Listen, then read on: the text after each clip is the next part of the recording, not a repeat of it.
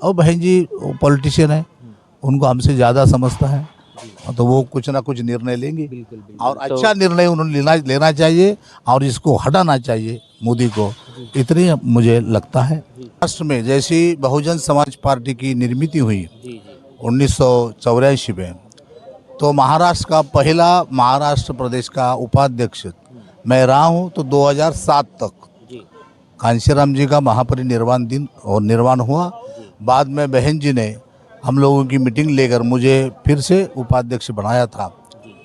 बाद आकाश आनंद के तौर पर देखा जा रहा है, वो पूरे भारत भर घूमने की बात कर रहे हैं। लगातार उनकी तस्वीरें पूरे देश से दुनिया से देखी जा रही है, लोग उनकी सराहना भी कर रहे हैं। तो क्या लगता है ये नया दौर कितना कारगर साबित हो पाएगा, क्या नजरिया है? कांशीराम जी से के जैसा हाँ। अगर कोई करता है, जी कोई भी करता है, तो फिर से मूवमेंट खड़ी हो सकती है। जी 21वीं सदी हमारी है, अब बहुजन की बारी है। यह उम्मीद बरकरार रख देना चाहिए कि अब लगातार जो तमाम मनुवादी पार्टियां इनके शरण बहुजन समाज ने चले जाना चाहिए। उम्मीद पे दुनिया कायम है, कोई भी समाज नहीं। क्योंकि बाबा साहब की मूवमेंट है, फुले शाह अम्बेडकर की मूवमेंट है, जो कांशीराम जी चलाते थे, वो 107 साल की मूवमेंट ऐसे वो बोलते थे।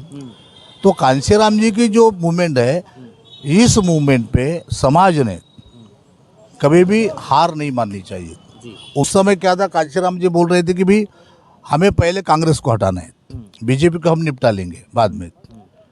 लेकिन अब कांग्रेस को हटाया, बीजेपी इस तरह आगे बढ़ी है, अब इसको हटाना बहुत जरूरी है। कि जब बाबरी मस्जिद गिराई गई, तब ऐसा ही वातावरण तैयार हुआ था और लोग बोल रहे थे कि अभी बीजेपी कोई रोक नहीं सकता। लेकिन कांशीराम जी ने उत्तर प्रदेश में मुलायम को साथ में लिया उस समय, और नारा लगाया, मिले मुलायम कांशीराम, हवा हो गए जय श्री राम। जय भीम, मैं हूँ पराग मंद्रा, आप देख रहे हैं नेशनल चौपाल। नागपुर में हूँ। नागपुर एक बहुत ऐतिहासिक भूमि है, लगातार पूरे नागपुर को पूरे देश और दुनिया जानता है, क्योंकि यहाँ पर बाबा साहब ने धम्म दीक्षा भी ली थी। हमारे साथ में दशरथ मड़ावी जी है, बहुजन समाज पार्टी के वरिष्ठ नेता रह चुके हैं। सर, जानेंगे क्या बताएंगे कांशीराम साहब के 17वें परिनिर्वाण पर, और 17 वर्ष हो चुके हैं। कांशीराम साहब का जो मूवमेंट है, वो बाबा साहब को उन्होंने घर घर तक के पहुँचाया, लेकिन अब कांशीराम साहब को घर घर तक पहुँचाने की बात है, कहाँ तक के मूवमेंट पहुंचा है, क्या देखते, क्या नजरिया? जय भीम। मान्यवर कांशीराम जी के साथ में हमने करीब करीब 20-25 साल या उससे भी ज़्यादा उनके साथ हम लोगों ने काम किया।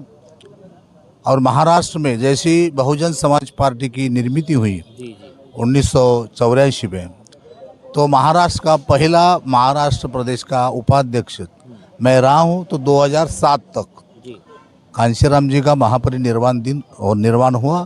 बाद में बहन जी ने हम लोगों की मीटिंग लेकर मुझे फिर से उपाध्यक्ष बनाया था। लेकिन मुझे ऐसा लगा कि मान्यवर कांशीराम जी ने बाबा साहब की जो मूवमेंट है, बाबा साहब की मूवमेंट भारत में घर घर तक पहुंचाने के लिए जो भी मेहनत की है, हम लोगों ने साइकिल मार्च निकाले थे, पैदल मार्च निकाले, क्या क्या किया, दीवालों पे लिखते थे। और उस समय तो कुछ गाड़ी घोड़ी नहीं थी, कुछ नहीं था। ऐसे हालत में हम लोगों ने बहुजन समाज पार्टी, और वो 1585 का फार्मूला, क्योंकि कांशीराम जी ने सच कहा जाए तो कांशीराम जी एक वैज्ञानिक थे, और उन्होंने यहाँ का सोशल एनालिसिस जो है महाराष्ट्र का या पूरे देश का, उन्होंने मंडल कमीशन के जरिए 1585 का नारा लगाया और बहुजन समाज को इकट्ठा करने के लिए, और अपने समाज के सारे घटक जो है, इसके पहले तो सारे घटक समाज के बाबा साहब के पास आने से कतराते थे, डरते थे, वो नहीं आना चाहते थे। लेकिन कांशीराम जी ने इस तरह ये मूवमेंट आगे बढ़ाई, सारे समाज के लोग, बहुजन समाज के लोग इकट्ठा आने के लिए मजबूर होने लगे। जी सर, एक सवाल आपकी बात को मैं जोड़ना चाहूँगा कि जैसा आपने बताया कि तमाम समाज के लोगों के नेताओं को खड़ा करने का काम किया, उनके महापुरुषों को खड़ा करने का काम किया, और उसी प्रकार का काम अभी बीजेपी हो, कांग्रेस हो, तमाम पार्टियां कर रही है। तो ऐसा बसपा क्या वो नया कर पाएगी जिसके कारण वो अपने वोट बैंक को बरकरार रखेगी, क्योंकि लगातार बसपा का वोट बैंक गिरता हुआ भी नजर आता है? नहीं, उसका कारण ही ये है जी कि कांशीराम जी जब थे तो वो पूरे भारत में घूमते रहते थे, पूरे भारत में घूमते। नेता जब घूमता है तो कार्यकर्ता अपने आप तैयार होते हैं, कार्यकर्ता में जोश आते हैं। अब बहन जी की कोई मजबूरी है और शारीरिक मजबूरी है, तो उतना कांशीराम जिस तरह से घूमते थे उस तरह बहन जी घूम नहीं पा रही हैं। अगर बहन जी ने पूरे भारत में अगर घूमना शुरू कर दिया ना, तो फिर से बहुजन समाज पार्टी पूरे ताकत के साथ खड़ी हो सकती है। तो अगर आप तमाम बहन जी को लेकर जो बात कह रहे थे उसी को मैं जोड़ना चाहूँगा कि अब एक नया रूप कांशीराम साहब के बहन मायावती के बाद आकाश आनंद के तौर पर देखा जा रहा है। वो पूरे भारत भर घूमने की बात कर रहे हैं, लगातार उनकी तस्वीरें पूरे देश से दुनिया से देखी जा रही है, लोग उनकी सराहना भी कर रहे हैं। तो क्या लगता है ये नया दौर कितना कारगर साबित हो पाएगा, क्या नजरिया? कांशीराम जी से के जैसा अगर कोई करता है, कोई भी करता है, तो फिर से मूवमेंट खड़ी हो सकती है। क्योंकि एक नेता चला गया तो मूवमेंट तो बंद नहीं होनी चाहिए, अगर कोई ना कोई आता है। कांशीराम जी को भी ये सवाल किसी लोगों ने किया था कि भाई बाबा साहब के बाद कोई भी उत्तराधिकारी नहीं था, फूले के बाद कोई नहीं था, आपके बाद कौन रहेगा? तो कांशीराम जी ने उस समय ये जवाब दिया था, फूले ने अपना काम किया, उन्हें उत्तराधिकारी चक्कर में नहीं पड़े वो। लेकिन कुछ समय के बाद बाबा साहब आए, बाबा साहब को लगा कि भाई ये मूवमेंट आगे बढ़ानी चाहिए, तो बाबा साहब ने आगे बढ़ाई। बाबा साहब के बाद बीच में और गैप हो गया था, मैं आया हूँ, बोले मुझे लगा कि एक मूवमेंट आगे बढ़ानी चाहिए, तो मैं काम कर रहा हूँ, मेरे बाद और कोई लोग आएंगे, मूवमेंट तो रुकती नहीं ना। अच्छा, ये जो उम्मीद की जो बात की थी कि 21वीं सदी हमारी है, अब बहुजन की बारी है, यह उम्मीद बरकरार रख देना चाहिए कि अब लगातार जो तमाम मनुवादी पार्टियां इनके शरण बहुजन समाज ने चले जाना चाहिए? उम्मीद पे दुनिया कायम है, कोई भी समाज नहीं। बाबा साहब की मूवमेंट है, फुले शाह अम्बेडकर की मूवमेंट है, जो कांशीराम जी चलाते थे, वो 107 साल की मूवमेंट ऐसे वो बोलते थे। तो कांशीराम जी की जो मूवमेंट है, इस मूवमेंट पे समाज ने कभी भी हार नहीं माननी चाहिए, उम्मीद बरकरार रखनी चाहिए। उम्मीद पे दुनिया टिकी है, उम्मीद पे समाज भी टिकेगा, समाज भी आगे जाएगा। लोकसभा 2024 नज़दीक आ रहा है सर, क्या बताएंगे?